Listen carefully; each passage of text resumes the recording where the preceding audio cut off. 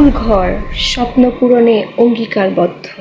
আসসালামু আলাইকুম। স্কুল ঘরের পক্ষ থেকে সবাইকে স্বাগতম জানিয়ে আমি আজকে জেসি বিজ্ঞান অধ্যায় 10 অম্ল ক্ষার নির্দেশক এই অধ্যায়ের আরেকটি পর্ব আজকে তোমাদের সাথে আলোচনা করতে যাচ্ছি।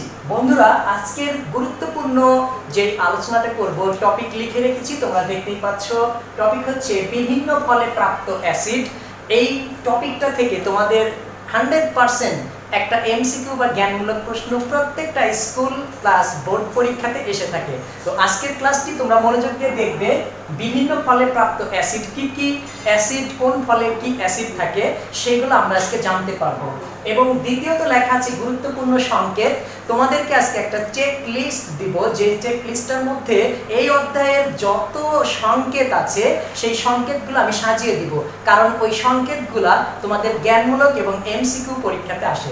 মূলত আজকের ক্লাসটি তোমাদের এমসিকিউ এর জন্য মোস্ট ইম্পর্টেন্ট। তোমরা অবশ্যই আজকের ক্লাসটা শুরু থেকে শেষ পর্যন্ত দেখবে এবং আমি কয়েকটি অনুধাবনমূলক প্রশ্ন এখানে আলোচনায় চলে আসবে। তোমাদেরকে অবশ্যই এটা শুরু থেকে শেষ পর্যন্ত দেখতে হবে।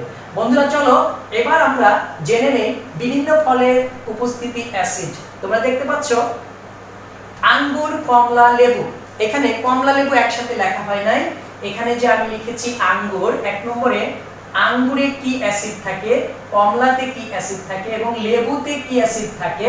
বন্ধুরা, এটা যে কোনো একটা এমসিকিউ তোমাদের জন্য আসবে। আঙ্গুরে কোন অ্যাসিড থাকে, কমলা, লেবু, যে কোনো একটা দিয়ে প্রশ্ন করতে পারে। তো এখন তোমাদেরকে লিখতে হবে আঙ্গুর, কমলা এবং লেবু, এটা থাকে হচ্ছে সাইট্রিক অ্যাসিড। কি অ্যাসিড থাকে? Citric acid. তো এই তিনটা ফলে সাইট্রিক অ্যাসিড পাওয়া যায়। তোমাদেরকে অবশ্যই মনে রাখতে হবে আঙ্গুর, কমলা এবং লেবু, এই তিনটি ফলে সাইট্রিক অ্যাসিড পাওয়া যায়। এবার তেঁতুলে কি ধরনের অ্যাসিড পাওয়া যায়? খুবই গুরুত্বপূর্ণ। তেঁতুলে পাওয়া যায় টারটারিক অ্যাসিড।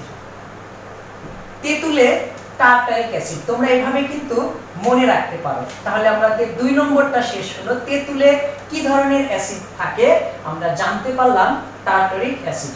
এবার আমরা 3 নম্বর, টমেটোতে কি থাকে? টমেটোতে থাকে হচ্ছে অক্সালিক অ্যাসিড।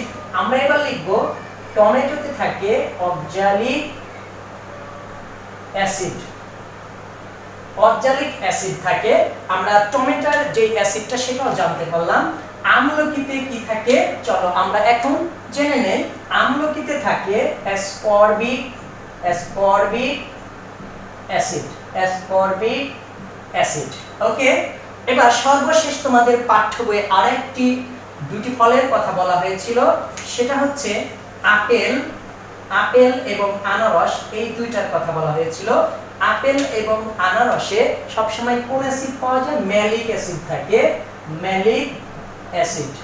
ওকে বন্ধুরা, এই যে আমি তোমাদেরকে এখানে 5টি এখানে ফলের কথা বললাম, এখানে 5টি না অনেকগুলা। আঙ্গুর, কমলা, লেবুতে সাইট্রিক অ্যাসিড থাকে, তেঁতুলে টারটারিক অ্যাসিড থাকে এবং টমেটোতে অক্সালিক অ্যাসিড থাকে, আমলকিতে অ্যাসকর্বিক অ্যাসিড থাকে এবং আপেল, আনারস বিভিন্ন পরীক্ষাতে, যেটা দিয়ে বেশি পরীক্ষায় আসে, এটা দিয়ে 100% প্রশ্ন করা হয় এবং আমলকি দিয়ে 100% এবং আনারস বা আপেল দিয়ে তোমাদেরকে প্রশ্ন করা হয়ে থাকে। জ্ঞানমূলক বা এমসিকিউতে মাস্ট আসবে। তো আজকের ক্লাসটি কিন্তু খুবই ইম্পর্টেন্ট। তোমরা মনোযোগ দিয়ে লেখো এবং চার্টগুলো লিখে ফেলো। এবার বন্ধুরা, তোমাদের সামনে আলোচনা করব অ্যাসিড আসলে কয় ধরনের হয়। এটা কেন আমি আলোচনা করব? অ্যাসিড হচ্ছে 2 ধরনের। এক হচ্ছে জৈব অ্যাসিড আর একটা হচ্ছে অজৈব অ্যাসিড। জৈব অ্যাসিড আর একটা হচ্ছে অজৈব অ্যাসিড। আমি কেন এখানে এই ফলের উপস্থিতিতে যে অ্যাসিডগুলো পাওয়া যায় এইখানে, এই জন্য তোমাদেরকে মনে রাখার জন্য পাশে আমি অ্যাসিড এবং যে 2 ধরনের জৈব অ্যাসিড এবং অজৈব অ্যাসিড সেগুলো নিয়ে একটু আলোচনা করব। এখন জৈব অ্যাসিড কাকে বলে? জৈব অ্যাসিড কাকে বলে? যে অ্যাসিড খাওয়া যায় তাকে বলা হয় জৈব অ্যাসিড। এখন বলছে অ্যাসিড খাওয়া যায়, অ্যাসিড খেলে তো মানুষ মারা যায় না। আমাদের শরীরের মধ্যে এমন কিছু অ্যাসিড আছে, যেমন আমাদের শরীরে হাইড্রোক্লোরিক অ্যাসিড আছে, তোমরা জানো HCl। তো এখন এই হাইড্রোক্লোরিক অ্যাসিড যদি আমাদের শরীরে বেড়ে যায় তাহলে সমস্যা হয়ে যায়, আবার যদি কমে যায় তাহলেও কিন্তু সমস্যা হয়ে যায়। তো এখন দেখো এই যে জৈব অ্যাসিড হবে, এটা বর্গীয় জ না, এটা জৈব অ্যাসিড, অর্থাৎ যে সকল অ্যাসিড খাওয়া যায়। এখন কোন অ্যাসিডগুলো খাওয়া যায়, এই যে দেখো আমি এই জন্য পাশে লিখে রেখেছি, citric acid, tartaric acid, oxalic acid, ascorbic acid, malic acid, এই অ্যাসিডগুলো খাওয়া যায়। এখন এই অ্যাসিডগুলো কোথায় থাকে? ফলে থাকে। অর্থাৎ যেই সকল অ্যাসিড ফলে পাওয়া যায় সেই সকল অ্যাসিডগুলোই কিন্তু আমরা খেতে পাচ্ছি। জৈব অ্যাসিডগুলো খাওয়া যায়। আমি একটু পরেই তোমাদের জৈব অ্যাসিড এবং মিনারেল অ্যাসিড অর্থাৎ খনিজ অ্যাসিডের মধ্যে পার্থক্যটা লিখে দিব, তোমাদের 2 নম্বরের জন্য কিন্তু এটা পরীক্ষাতে আসে। তো এখন আমরা জৈব অ্যাসিড চিনলাম। জৈব অ্যাসিড কোনগুলো? ভেরি ভেরি ইম্পর্টেন্ট বন্ধুরা, আজকের ক্লাসটি এমসিকিউ এর উপর একটা স্পেশাল ক্লাস হচ্ছে। জৈব অ্যাসিড কোনগুলো তোমরা একটু দেখো, আমি লাল কালিতে দেখাচ্ছি। জৈব অ্যাসিড কোনগুলো? জৈব অ্যাসিড হচ্ছে এইগুলা, এই যে এইখানে যে কয়টা আমি দেখাইলাম এগুলা সব কি জৈব অ্যাসিড, অর্থাৎ এই জৈব অ্যাসিডগুলো খাওয়া যায়। তো তোমরা একটু এই লিস্টটা একটু মুখস্থ রাখবে। জৈব অ্যাসিড কোনগুলো? Citric acid, tartaric acid, malic acid, ascorbic acid এবং অক্সালিক অ্যাসিড, এগুলাকে জৈব অ্যাসিড বলা হয়। আশা করি তোমরা বুঝতে পেরেছো জৈব অ্যাসিড কোনগুলা। এখন আমি তোমাদেরকে দেখাবো অজৈব অ্যাসিড কোনগুলা, যে অ্যাসিডগুলো আমাদের জন্য খুবই ক্ষতিকর, একটু যদি হাতেও লেগে যায় তাহলে পুড়ে যায়, চামড়া পুড়ে যাবে। তো ওই অ্যাসিডগুলো থেকে আমাদেরকে অবশ্যই দূরে থাকতে হবে, ঠিক আছে, সতর্কতা অবলম্বন করতে হবে। এখন আমরা চলো অজৈব অ্যাসিডের একটা লিস্ট দেই, কারণ তোমাদের পরীক্ষাতে এমসিকিউতে আসে যে নিচের কোনটি অজৈব অ্যাসিডের উদাহরণ, ঠিক, বা নিচের কোনটি অজৈব অ্যাসিড, আবার রোমান সংখ্যা দিয়ে আসে নিচের কোনটি অজৈব অ্যাসিড, রোমান সংখ্যা 1 2 3 এরকম করে দিবে। তুমি যদি অজৈব অ্যাসিডের সংজ্ঞা জেনে থাকো, যেগুলো খাওয়া যায় না, প্রকৃতি থেকে পাওয়া যায়, সেগুলাই হচ্ছে অজৈব অ্যাসিড। তার মানে অজৈব অ্যাসিড কোনগুলো সেটা সম্পর্কে ধারণা পেলে। এখন চলো আমরা জেনে নেই অজৈব অ্যাসিড কোনগুলো। দেখো প্রথমে আমরা দেখব, এইখান থেকে দেখানো সম্ভব হচ্ছে না, আমি এইখান থেকে তোমাদেরকে দেখাচ্ছি। এখান থেকে 1 নম্বর আমি তোমাদেরকে নাম্বারিং করে দেখাচ্ছি। 1 নম্বর সালফিউরিক অ্যাসিড, দেখো H2SO4 সালফিউরিক অ্যাসিড। বন্ধুরা জায়গা স্বল্পতার কারণে আমি তোমাদেরকে রাসায়নিক নামটা লিখে দিব না, তোমরা একটু কষ্ট করে আমার কথাগুলো মনোযোগ দিয়ে শুনে সাথে সাথে H2SO4 এটার নাম কি? সালফিউরিক অ্যাসিড, পাশে সালফিউরিক অ্যাসিডটা লিখে নাও, ঠিক আছে। এরপরে 2 নম্বর হচ্ছে তোমাদের nitric acid HNO3 nitric acid বা হাইড্রোজেন নাইট্রেট HNO3, এটাকে বলা হচ্ছে নাইট্রিক অ্যাসিড। তোমরা একটু রাসায়নিক নামটা লিখে নাও। অনেক সময় তোমাদেরকে এই HNO3 এর রাসায়নিক নাম কি?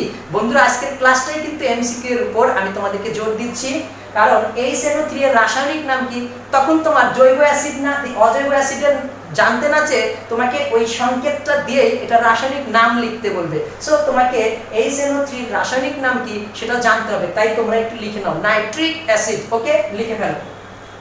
এবার 3 নম্বর হাইড্রোজেন কার্বনেট, দেখো H2CO3 হাইড্রোজেন কার্বনেট, এটাও একটা অজৈব অ্যাসিড।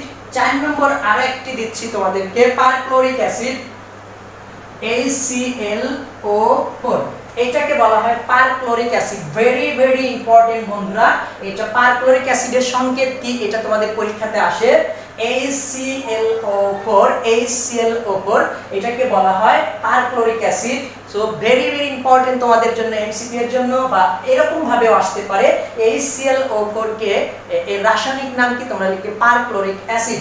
এরপরে আমরা আরো একটি দেখব, HCl hydrochloric acid, phosphoric acid. 5 নম্বর H3PO4 H3PO4 এটাকে বলা হয় ফসফরিক অ্যাসিড। তোমরা রাসায়নিক নামটা একটু লিখে ফেলো। ওকে, আমরা কিন্তু অনেকগুলা এখানে নাম অলরেডি লিখেছি। এইগুলা থেকেই তোমাদের এমসিকিউ পরীক্ষাতে আসবে। এমসিকিউ বা জ্ঞানমূলক প্রশ্ন 1 নম্বরের জন্য পরীক্ষাতে আসবে। তো বন্ধুরা, আজকের যে ক্লাসটি তোমরা এতক্ষণ দেখছো মনোযোগ সহকারে, এইখানে কিন্তু অনেক ইম্পর্টেন্ট তোমাদের এমসিকিউ লুকিয়ে আছে। কিভাবে আসবে, কখনো জৈব অ্যাসিড কোনগুলা, কখনো অজৈব অ্যাসিড কোনগুলা, কখনো এই যে আঙ্গুর, কমলা, বিভিন্ন ফলে প্রাপ্ত অ্যাসিড, এগুলোর থেকে প্রত্যেকটা টিচারই কি করে প্রশ্ন করে থাকেন। তো বন্ধুরা, আশা করি তোমাদের ভালো লেগেছে। আমরা 1 নম্বর টপিকটা কিন্তু অলরেডি এখানে শেষ করলাম, তাই না? এখন আমরা শেষ করব হচ্ছে গুরুত্বপূর্ণ সংকেত। এগুলা ছাড়াও এই অধ্যায়ে আরো অনেক গুরুত্বপূর্ণ সংকেত আছে, সেই সংকেতগুলো নিয়ে এখন আলোচনা করব। ওকে বন্ধুরা, এখন আমরা জানবো গুরুত্বপূর্ণ সংকেত। কিছুক্ষণ আগে আমরা বিভিন্ন ফলে প্রাপ্ত অ্যাসিড, জৈব অ্যাসিড, অজৈব অ্যাসিড নিয়ে আলোচনা করেছি। এখন জানবো গুরুত্বপূর্ণ তোমাদের সেই সংকেতগুলোর একটা লিস্ট তোমাদেরকে দিয়ে দিচ্ছি, যেগুলা থেকে টিচাররা প্রশ্ন করে থাকেন। প্রথমেই দেখো ভিনেগার। বন্ধুরা, ভিনেগার ভেরি ইম্পর্টেন্ট একটি গুরুত্বপূর্ণ এমসিকিউ হয়ে থাকে এবং জ্ঞানমূলকে আসে। তোমরা যদি টেস্ট পেপার খুঁজে দেখো তাহলে দেখবে যে ভিনেগার বা অ্যাসিটিক অ্যাসিডের সংকেতটা কতবার আসছে। তো দেখো CH3COOH, ঠিক আছে? এটা হচ্ছে কিসের সংকেত? ভিনেগারের বা অ্যাসিটিক অ্যাসিডের সংকেত। এবার আমরা 2 নম্বরে চলে যাচ্ছি, অক্সালিক অ্যাসিডের সংকেত।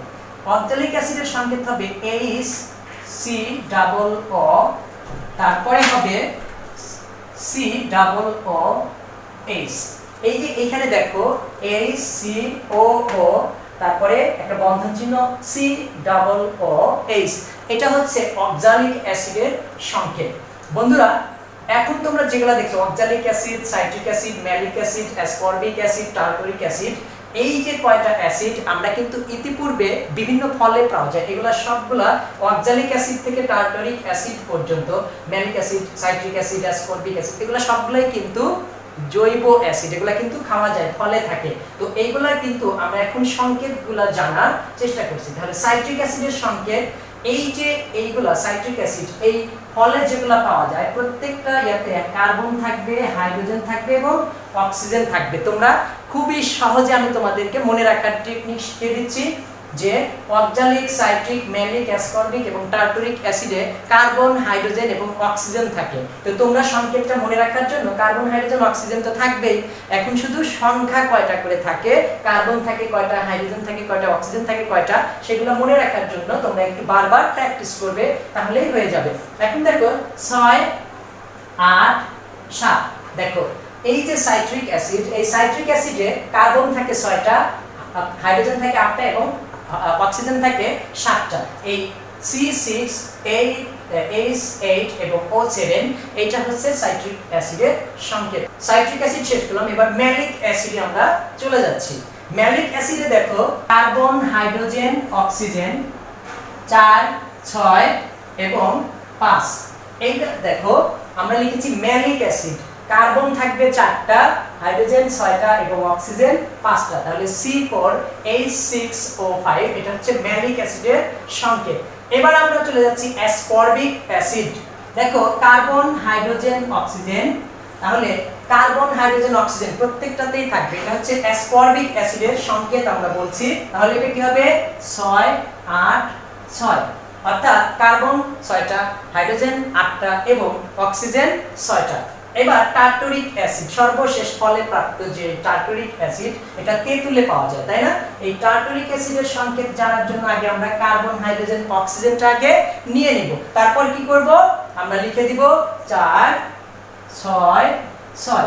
এটা হচ্ছে কিসের সংকেত গেল? Tartaric acid. তো বন্ধুরা, তোমাদের বইয়ের মধ্যে কিন্তু এই অ্যাসিডগুলোর শুধু নাম দেওয়া ছিল, সংকেত দেওয়া ছিল না। আমি তোমাদেরকে এই ক্লাসে চেষ্টা করলাম, কারণ অনেক সময় পরীক্ষাতে সাইট্রিক অ্যাসিডের সংকেত কি, এই যে এটা C6H8O7। তো বন্ধুরা, আজকে তোমাদের এই ক্লাসটাতে অনেক উপকার হবে যে আমি তোমাদের অ্যাসিডগুলোর নামও লিখে দিলাম। এবার ক্যালসিয়াম হাইড্রক্সাইড এটার সংকেত হচ্ছে CaOH ব্র্যাকেট দিয়ে 2। এটা হচ্ছে ক্যালসিয়াম হাইড্রোক্সাইডের সংকেত CaOH2। এবার চুনের পানি বা লাইম ওয়াটার, এটা সবচেয়ে মোস্ট ইম্পর্টেন্ট 7 নম্বর এবং 8 নম্বর। এবং এই প্রথমে এই যে এখানে স্টার চিহ্ন দিলাম 1 2 এবং 7 8, এগুলো হচ্ছে বেশি বেশি পরীক্ষাতে আসে তোমাদের। তাহলে দেখো এবার চুনের পানি বা লাইম ওয়াটার কাকে বলে সেটার সংকেতটি দেখো, ক্যালসিয়াম হাইড্রোক্সাইডের সাথে যদি পানি যুক্ত হয়, এই যে এটাকে বলা হয় চুনের পানি বা লাইম ওয়াটার। 100% নয় ভিনেগার অথবা চুনের পানি বা লাইম ওয়াটারের সংকেতটা তোমাদের পরীক্ষাতে বেশি আসে। এখন দেখো এই যে এই চুনের পানি ক্যালসিয়াম হাইড্রোক্সাইড বা পানি যুক্ত হলে এটাকে আরো একটা নাম আছে, এটা হচ্ছে মিল্ক অফ লাইম। এটার আমি নামটাও লিখে দিচ্ছি, মিল্ক অফ লাইম। বন্ধুরা এটাও কিন্তু আরেকটা নাম আছে। তাহলে চুনের পানি lime water milk of lime বলা হয় কাকে? তখন যে ক্যালসিয়াম হাইড্রোক্সাইড প্লাস পানি, এটাকেই বলা হয় মিল্ক অফ লাইম। তো বন্ধুরা আমরা অলরেডি গুরুত্বপূর্ণ 8টা সংকেত কিন্তু শিখেছি। চলো আমরা আরো বাকি কিছু গুরুত্বপূর্ণ সংকেত শিখে নেই। ওকে বন্ধুরা, চলো এখন আমরা 9 নম্বর সংকেত লিখি, ম্যাগনেসিয়াম হাইড্রোক্সাইড। খুবই গুরুত্বপূর্ণ, ম্যাগনেসিয়াম হাইড্রোক্সাইড, ম্যাগনেসিয়াম হাইড্রোক্সাইড। এটার সংকেত কি হবে? Mg bracket OH2। এটাকে বলা হয় ম্যাগনেসিয়াম হাইড্রোক্সাইড। তবে এটার আরেকটি নাম আছে, এটা হচ্ছে milk of magnesia. Very very important, milk of magnesia. Milk of magnesia এটা হচ্ছে ম্যাগনেসিয়াম হাইড্রোক্সাইডের আরেকটি নাম। মিল্ক অফ ম্যাগনেসিয়ার যদি সংকেত বলে তখন ম্যাগনেসিয়াম MgOH ব্র্যাকেট দিয়ে 2 লিখতে হবে। এবার অ্যামোনিয়াম নাইট্রেট 10 নম্বর আরেকটি গুরুত্বপূর্ণ সংকেত, অ্যামোনিয়াম নাইট্রেট। অ্যামোনিয়াম নাইট্রেট এটার সংকেতটা হবে NH4NO3, NH4NO3 অ্যামোনিয়াম নাইট্রেট। কারণ অ্যামোনিয়াম নাইট্রেট কিভাবে হয়েছে এগুলা কিন্তু তোমাদেরকে দেখিয়েছি। কারণ এটা কিভাবে হয় তোমাদেরকে একটু দেখিয়ে দেই। এই যে NH4+, ঠিক আছে, এটা ছিল যৌগমূলক ধনাত্মক, এটা হচ্ছে ঋণাত্মক। তার মানে এই যে এখানে প্লাস আর NO3-, তার মানে এখানে দেখো এটার যোজনী 1, এটার যোজনীও 1, এটাকে এক্সচেঞ্জ করলে কি হয়? NH4NO3 ammonium nitrate. আবার এই যে ম্যাগনেসিয়াম হাইড্রোক্সাইড কিভাবে হয়? সেম এইভাবে ম্যাগনেসিয়াম হাইড্রোক্সাইড, এটা ম্যাগনেসিয়ামের যোজনী দিয়ে এইভাবে তোমরা যৌগ গঠন করতে পারবে। তো দেখো এবার আমরা 11 নম্বর সংকেতটায় চলে যাচ্ছি। এবার হচ্ছে তুতের সংকেত, মোস্ট ইম্পর্টেন্ট তুতের সংকেত। তুতের সংকেতটা এতটা ইম্পর্টেন্ট তোমরা টেস্ট পেপার খুললেই দেখতে পাবে কি পরিমাণ এটা পরীক্ষাতে এসেছে। কপার সালফেট SO4 তার সাথে 5 অণু পানি থাকলে পরে এটা কি হয়ে যায়? কপার সালফেটের সাথে 5 অণু পানি হলে এটা তুতের সংকেত হয়। ভেরি ভেরি ইম্পর্টেন্ট বন্ধুরা, এটা কিন্তু 100% দিয়ে দিলাম, এতটা ইম্পর্টেন্ট। ভিনেগারের পরেই হচ্ছে এটা সর্বোচ্চ মানে ইম্পর্টেন্ট একটি সংকেত। এবার 12 নম্বর প্রশ্নে চলে যাচ্ছি। এবার নাইট্রিক অ্যাসিড, দেখো নাইট্রিক অ্যাসিডের সংকেত কেমন হয়? নাইট্রিক অ্যাসিড হচ্ছে HNO3, এটা হচ্ছে নাইট্রিক অ্যাসিডের সংকেত, তোমরা মুখস্থ রাখবে। 13 নম্বর হচ্ছে সালফিউরিক অ্যাসিড, আর একটি আছে সালফিউরিক অ্যাসিড। সালফিউরিক অ্যাসিডের সংকেত হচ্ছে H2SO4। বন্ধুরা সংকেত লেখার সময় তোমাদেরকে অবশ্যই খেয়াল রাখতে হবে এই যে অক্সিজেন ও এগুলা কিন্তু ক্যাপিটাল লেটার লিখতে হবে। Sulphuric acid. এরপরে 14 নম্বর হাইড্রোক্লোরিক অ্যাসিড, আরেকটি সংকেত আছে হাইড্রোক্লোরিক অ্যাসিড। এই সংকেতগুলো তোমাদের এমসিকিউতে আসে, HCl, ঠিক আছে। তারপরে 15 নম্বর আরেকটি গুরুত্বপূর্ণ সংকেত আছে ফসফরিক অ্যাসিড। ফসফরিক অ্যাসিড, দেখো ফসফরিক অ্যাসিড এটা হবে H3PO4, ভেরি ভেরি ইম্পর্টেন্ট। এটা আনকমন একটা স্টার চিহ্ন দিয়ে দিলাম 15 নম্বরটা। এবং আরো একটা আছে 16 নম্বর। 16 নম্বরটা হচ্ছে পারক্লোরিক অ্যাসিড।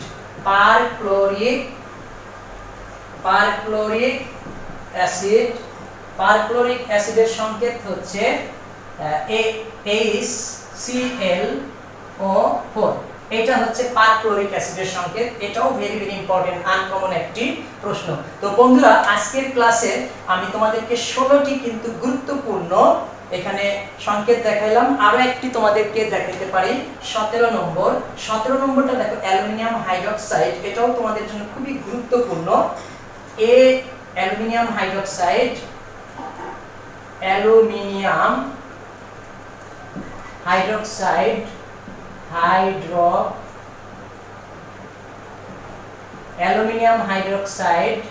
এটার সংকেতটা কি হবে দেখো AlOH দিয়ে ব্র্যাকেটে 3 দিতে হবে। এটা হচ্ছে অ্যালুমিনিয়াম হাইড্রক্সাইড। বন্ধুরা, আজকের এই অধ্যায়ে যতগুলা তোমাদের সংকেত ছিল সবগুলা সংকেতকে কিন্তু আমি তোমাদেরকে দেখানোর চেষ্টা করেছি। তোমরা যদি এই সংকেতগুলোকে ভালোভাবে আয়ত্তে রাখতে পারো তাহলে এমসিকিউ বা জ্ঞানমূলক যেখানেই প্রশ্ন করুক না কেন তোমরা অনেক অনেক ভালো করবে। আরো অষ্টম অধ্যায়ে আরো অনেক বিক্রিয়া আছে, অনেক সংকেত আছে। আমি অষ্টম অধ্যায়ে তোমাদেরকে যখন ক্লাস নিব তখন আরো অনেক বিক্রিয়া এবং সংকেত বুঝিয়ে দেওয়ার চেষ্টা করব। বন্ধুরা, আজকের এই পর্বটি এখানে শেষ করছি। আমি আজকে আলোচনা করলাম এখানে হচ্ছে বিভিন্ন ফলে প্রাপ্ত অ্যাসিড। অ্যাসিড দুই ধরনের হয়, জৈব অ্যাসিড, অজৈব অ্যাসিড। জৈব অ্যাসিড কিভাবে চিনবে, ফলে প্রাপ্ত যে অ্যাসিডগুলো খাওয়া যায়, আর অজৈব অ্যাসিড যেগুলো খাওয়া যায় না প্রকৃতি থেকে পাওয়া যায়, যেটাকে মিনারেল বা খনিজ অ্যাসিডও বলা হয়ে থাকে। তাহলে এবং গুরুত্বপূর্ণ যত সংকেত ছিল সবকিছুই জানলাম। তো বন্ধুরা, পরবর্তীতে আরো একটি পর্বে তোমাদের সাথে দেখা হবে। এই অধ্যায়ে কোনো গুরুত্বপূর্ণ টপিক নিয়ে আলোচনা করব। ততক্ষণ তোমরা সুস্থ থাকো, ভালো থাকো। আল্লাহ হাফেজ।